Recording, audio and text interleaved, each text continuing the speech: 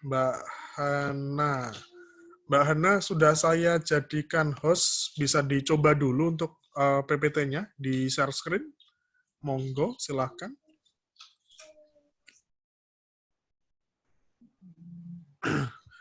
Kita santai aja ya, sambil ngobrol ya, teman-teman. Ini putri semua ya, kebetulan ya, kelompok 2. Kelihatan Oke, ya, kelihatan Mbak Ana. Oke, ini waktu dan tempat kami persilahkan kepada kelompok 2. Silahkan siapa yang mau menyampaikan hasil laporannya, waktu dan tempat kami persilahkan ya. Monggo silakan. Baik, sebelumnya terima kasih Pak Fahmi sudah mempersilahkan kami untuk presentasi. Saya Anastasia Dian Ayu, perwakilan dari kelompok 2. Lalu di kelompok 2 sendiri ada Hana, Wairunisa, terus Rizka Ananda, lalu Novia, Lova, dan Nur Aziza, lalu Fauzia Septiawina. Nah, di sini kami akan membawa target kami adalah perusahaan Approva. Bisa slide selanjutnya, kan? Nah, di sini identitas perusahaannya. Nah, sesuai ditayangkan bahwa berdirinya Approva itu bulan Juli 2020, sehingga baru kemarin, dan pimpinan perusahaan Approva sendiri adalah Bagus Handoko. Alamatnya ada di daerah Jalan Asrama UKDW, Condong Catur. Lalu jasa yang disediakan adalah sosial optimization, lalu optimization, content administration management, dan konten produksi. Jadi dia hanya menyediakan beberapa program untuk cara marketing dari suatu kayak toko. Websitenya ada di situ dicantumkan dan kontaknya ada di situ. Selanjutnya,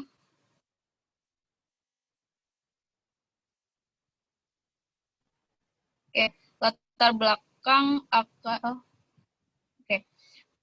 Jadi perusahaan ini berawal dari gagasan dari Pak Bagus Handoko dan dibantu oleh 3 eksekutif lainnya. Dengan dibantu ini nanti untuk penyusunan perusahaan itu sendiri seperti websitenya, produknya, dan marketingnya begitu. Dan marketing ini juga perlu menggunakan outsourcing employer. Jadi seperti menggunakan yang lagi ngetren di media sosial seperti Instagram dengan jasa-jasa akun yang besar nanti melalui itu, seperti itu. Selanjutnya, baik, visi misi akan dilanjutkan oleh teman saya. Oke, untuk visi dari perusahaan ini, mengingat sekarang konten-konten banyak orang menggunakan media sosial, jadi mereka punya visi untuk punya mereka menargetkan mitra usahanya untuk memilih mereka karena mereka menciptakan konten-konten yang menarik sehingga Mbak, agak dikerasin suaranya. Oh iya. Oke, saya ulang ya Pak. Mengingat kita sekarang kan sudah banyak menggunakan media sosial, jadi visi dari perusahaan ini menargetkan mereka menciptakan konten-konten yang menarik sehingga mereka juga bisa menargetkan atau mencapai mitra usaha atau menarik mitra usaha untuk tertarik bekerja sama dengan perusahaan ini.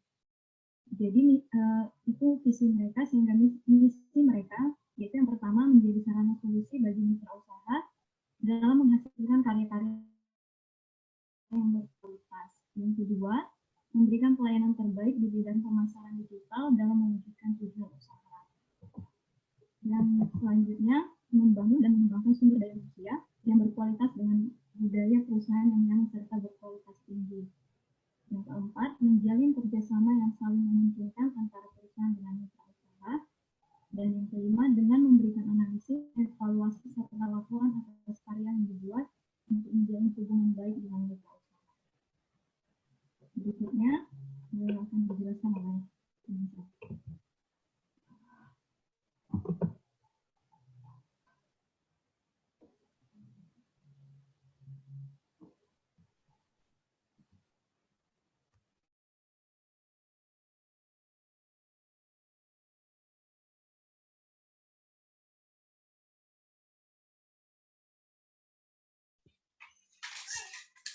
Halo, sudah?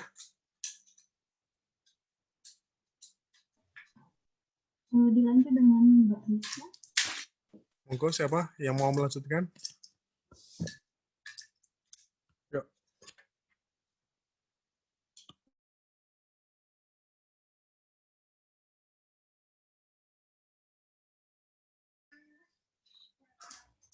Mute-nya Mbak Rizka. Terus permasalahan yang dihadapi oleh subjek, Pak. Yang pertama ada karyawan kurang mampu untuk mencapai tuntutan dari pekerjaan atau deadline yang diberikan. Seperti mereka kurang mampu untuk mencapai tuntutan atau jangka waktu yang diberikan atau ditargetkan oleh klien, sedangkan sumber daya yang dimiliki belum optimal dalam memenuhi kebutuhan klien tersebut. Selanjutnya, Mbak Lova. Selanjutnya permasalahan yang kedua itu secara kompetensi subjek ini sebenarnya mampu, tetapi secara psikologis subjek ini merasa kurang percaya diri pada kemampuannya yang dirasa masih kurang dan juga pada skillnya yang ia rasa masih kurang, maupun terhadap tanggung jawab posisi jabatan yang diamanahkan kepadanya. Next.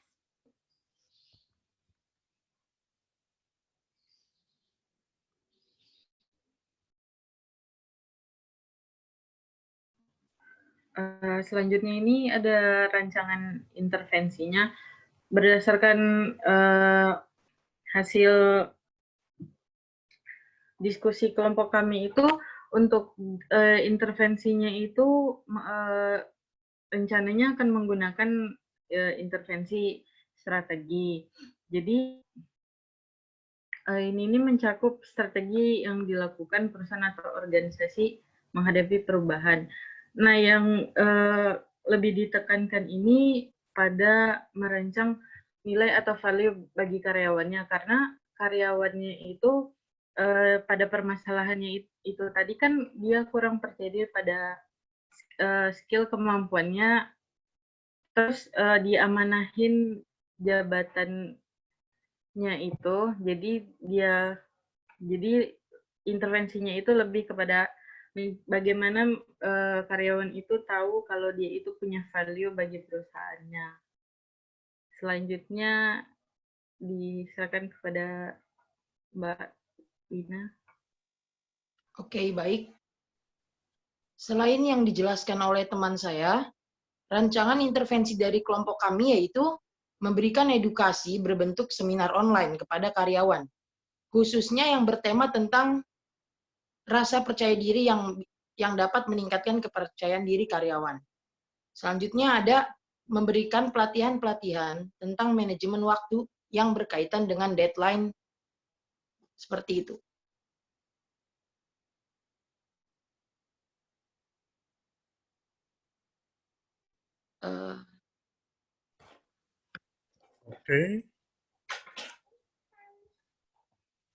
Oke, di lokasi ini ada yang kenal dengan ownernya atau mungkin ada yang punya akses di situ? Siapa di sini?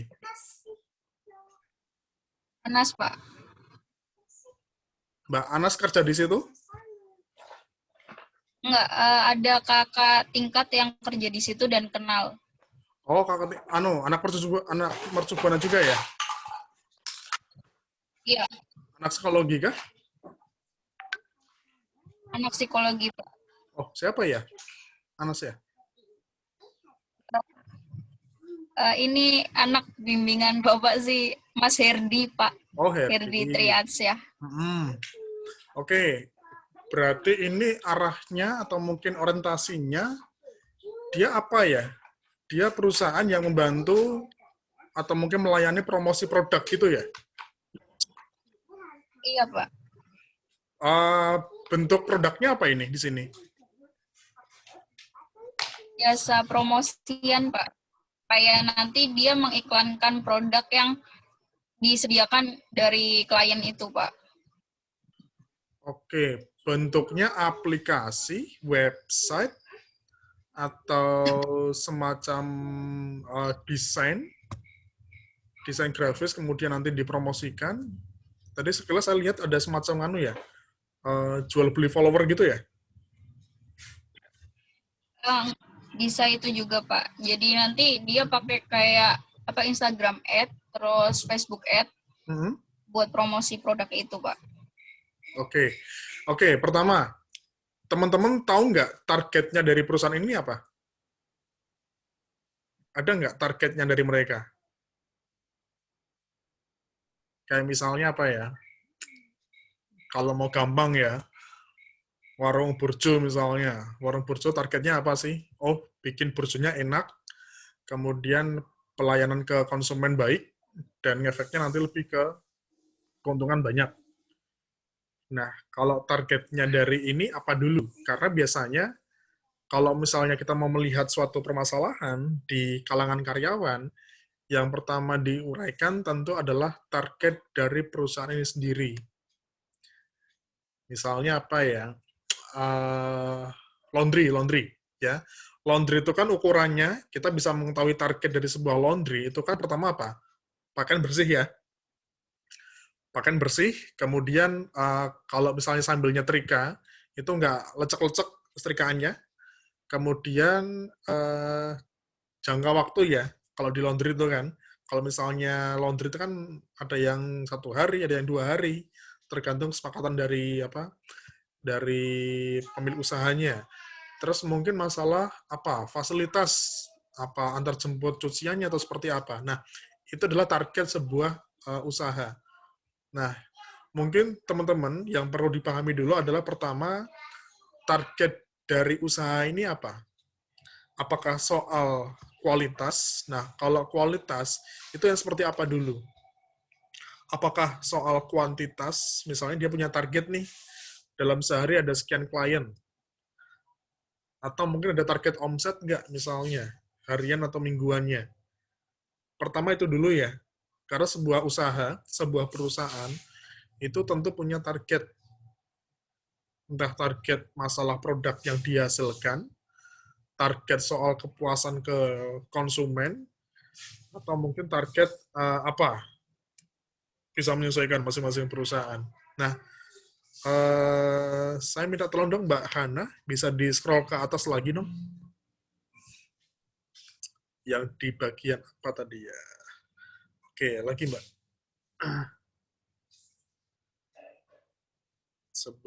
Nah, stop. Ya, oke.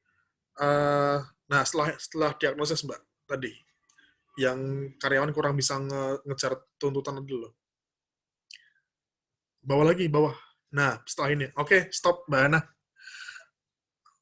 Oke, kalau misalnya di awal teman-teman sudah menentukan targetnya, artinya ada permasalahan dari soal target, baru kemudian dicari penyebabnya, akar masalahnya.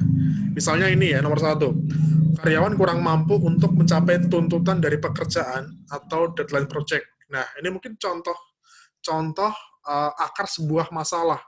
Artinya contoh permasalahan yang ditimbulkan oleh karyawan sebagai akibat tadi pencapaian target dari sebuah perusahaan. Jadi misalnya gini, Mbak Anas punya produk nih, misalnya Mbak Anas punya tas, pengen dipromosiin pakai jasanya perusahaan ini, ya. Kemudian Mbak Anas mintanya 2 hari ke depan sudah siap nih untuk media promosinya. Nah ternyata setelah 2 hari belum jadi request-nya Mbak Anas, pesanannya Mbak Anas. Di luar target dong artinya kan. Artinya nggak mencapai target sesuai dengan keinginan konsumen dong. Nah, itu contoh output yang nggak kesampaian. Atau mungkin output yang bermasalah. Mbak Lova misalnya pesen pesen barang, pesen sepatu nih ke toko online misalnya. Terus di deadline nyampainya hari Sabtu. Ternyata baru sampai hari Senin. Ada masalah di situ kan, output. Nggak sesuai dengan apa yang dicapai. Kemudian ada komplain dari konsumen. Nah, dari situ baru diturunkan. Mungkin nomor 1 dan nomor 2 ini bisa jadi penyebab dari output yang tadi. Pertama, karyawan kurang mampu untuk mencapai tuntutan, atau karyawan kurang pede terhadap kemampuan yang dimiliki. Nah, dari 2 ini, kalau memang 2 ini adalah permasalahan yang krusial, artinya permasalahan yang memang berdampak pada output-nya perusahaan tersebut, coba teman-teman tentukan satu saja masalah yang kira-kira paling berdampak pada output perusahaannya tadi. Kalau di sini teman-teman menyampaikan dua nomor ini, pilih satu yang kira-kira itu yang paling berdampak pada output perusahaan tersebut. Kalau misalnya nomor 1 nih, ternyata diketahui banyak kerjaan nggak selesai, banyak request konsumen nggak terpenuhi, terus mungkin pengaruhnya ke omset misalnya. Nah, penyebabnya apa? Penyebabnya karyawan kurang mampu untuk mencapai tuntutan dari pekerjaan. Nah, ketika teman-teman menyimpulkan bahwa yang jadi faktor permasalahan adalah karyawan yang kurang mampu untuk mencapai tuntutan dari pekerjaan, ini bisa diturunkan lagi untuk mengetahui intervensi yang tepat. Ini karyawan kurang mampu ini, kenapa? Nah, apakah si karyawannya secara kemampuan dan keterampilan kurang terpenuhi untuk mengerjakan pekerjaan tersebut, atau si karyawan ini punya problem internal, misalnya motivasinya, stres kerjanya, atau apanya. Ini yang nanti mungkin teman-teman perlu ngecek lagi sih, perlu tanyakan lagi. Dari situ baru kita bisa memberikan contoh intervensinya, rancangan intervensinya. Oke, ada yang mau ditanyakan dulu nggak, teman-teman, sampai di sini?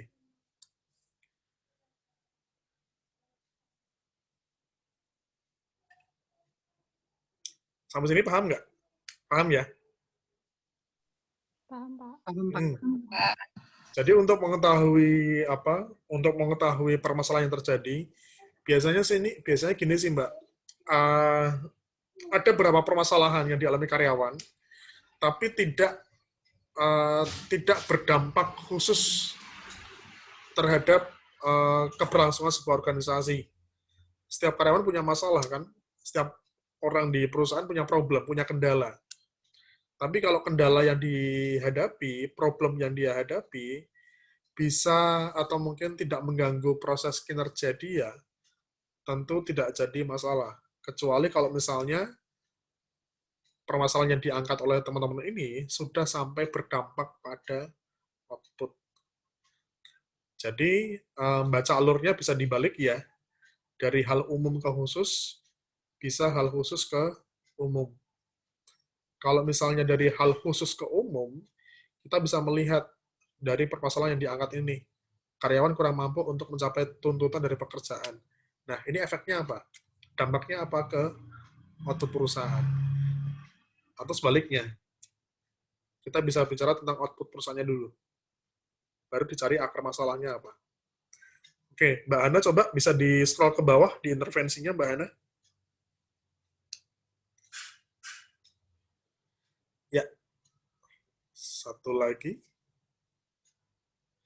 Oke, coba ya, saya bacakan ya. Intervensi strategi yang mencakup strategi yang dilakukan perusahaan untuk menghadapi perubahan yang meliputi budaya perusahaan, merancang nilai atau value bagi karyawan, atau strategi marketing. Kemudian memberikan edukasi berbentuk seminar online kepada karyawan, terutama untuk menambah rasa percaya diri.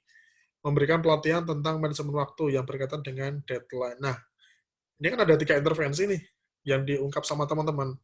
Intervensinya cukup satu saja yang sesuai dengan tadi, akar masalahnya.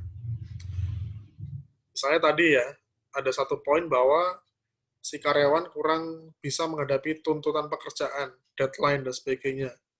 Nah, dari situ dicek deh, kok si karyawan kurang bisa memenuhi target deadline, kenapa? Apakah memang dia secara kemampuan kurang? Apakah ada pekerjaan lain yang double-double sehingga mengganggu proses pekerjaan dia untuk mencapai target, atau apanya? Paham nggak sampai sini? Paham ya sampai sini ya? Iya, Pak. Nah, nanti dari situ baru ketahuan yang mau diintervensi apa. Karena kalau misalnya kita mau menentukan intervensi, kita mau bikin semacam program untuk tindakan preventif atau mungkin memberikan solusi atas permasalahan yang terjadi di sebuah perusahaan, kita perlu tahu dulu apa sih akar masalahnya. Nah, kalau kita udah tahu akar masalahnya, kita baru bisa memberikan intervensinya.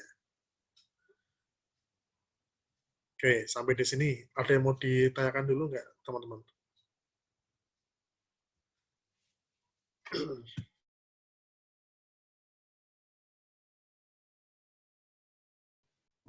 Ada yang mau ditanyakan dulu?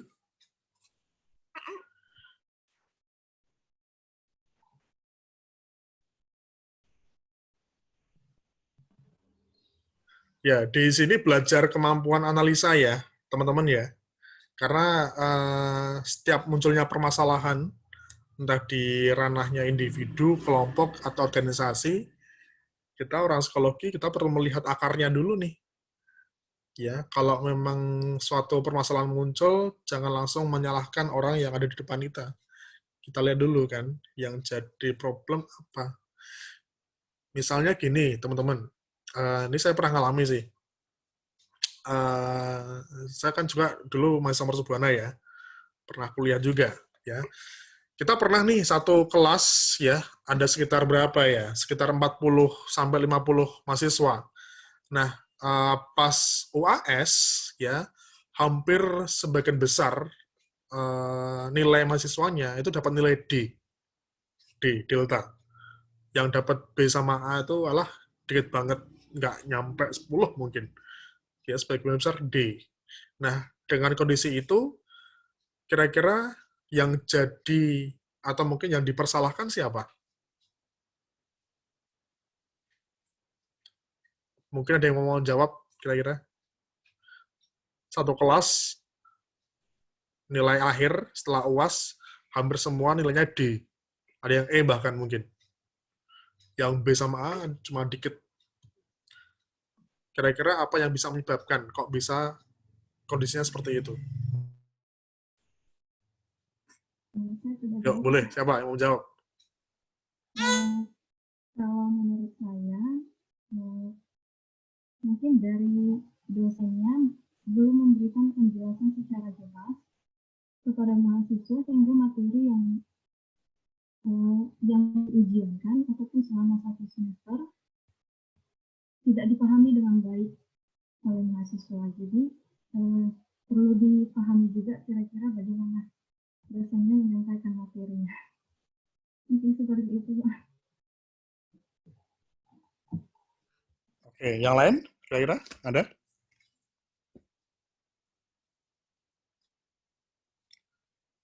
Mbak Hana gimana Mbak Hana? Kalau ada kondisi kayak gitu?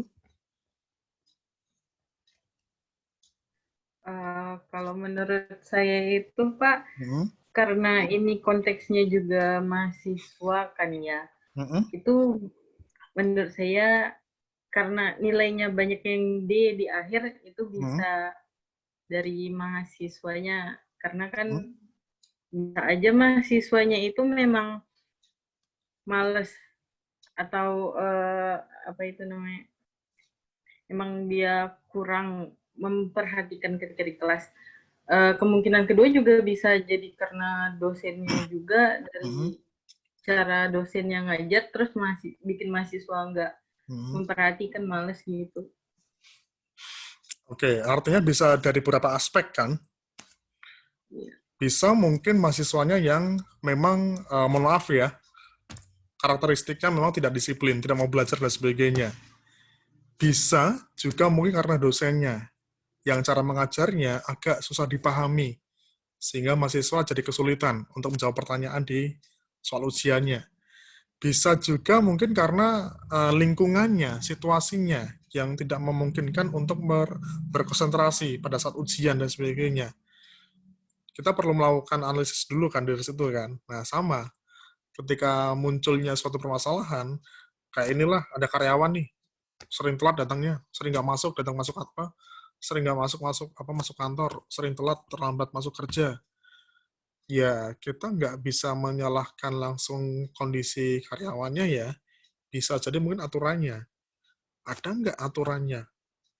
Ada nggak punishment-nya? Ada nggak monitoring dari pimpinannya? Mungkin nggak ada aturannya, sehingga karyawan bebas keluar masuk. Ya, mau masuk jam berapa aja dia datang gitu loh. Nah, kayak gitu ya, teman-teman ya. Nanti coba ya, bisa diperbaiki terlebih dahulu. Ini nanti laporannya dikumpulkan pada saat UAS ya, dalam bentuk Word. Terus satu kelompok, satu laporan saja, dan dibuat lebih fokus aja. Apa yang bermasalah outputnya, akar masalahnya seperti apa, yang paling urgent dari sekian banyak alasan, dari sekian banyak faktor yang mempengaruhi. Kalau sudah baru ditentukan intervensinya apa. Itu mungkin teman-teman yang bisa saya sampaikan ya. Itu aja. Nanti bisa dirembuk lagi teman-teman, nanti bisa direvisi lagi ya. Oke, saya kira itu aja teman-teman. Terima kasih semuanya ya. Sehat-sehat semua ya. Semoga lancar segala urusannya. Kita ketemu lagi insya Allah tahun depan. Kalau ada rezeki, ada waktu, bisa ketemu lagi ya, tatap muka ya. Oke, terima kasih semuanya. Ya, sehat-sehat semua. Kita ketemu lagi ya. Selamat siang. Assalamualaikum warahmatullahi wabarakatuh. Waalaikumsalam. Siang, Pak. Oke, Mbak Ana, nanti saya minta tolong dikirimkan ke grup ya, materi PPT-nya ya. Oh iya, Pak. Oke, terima kasih. Saya semuanya. Terima kasih, Pak.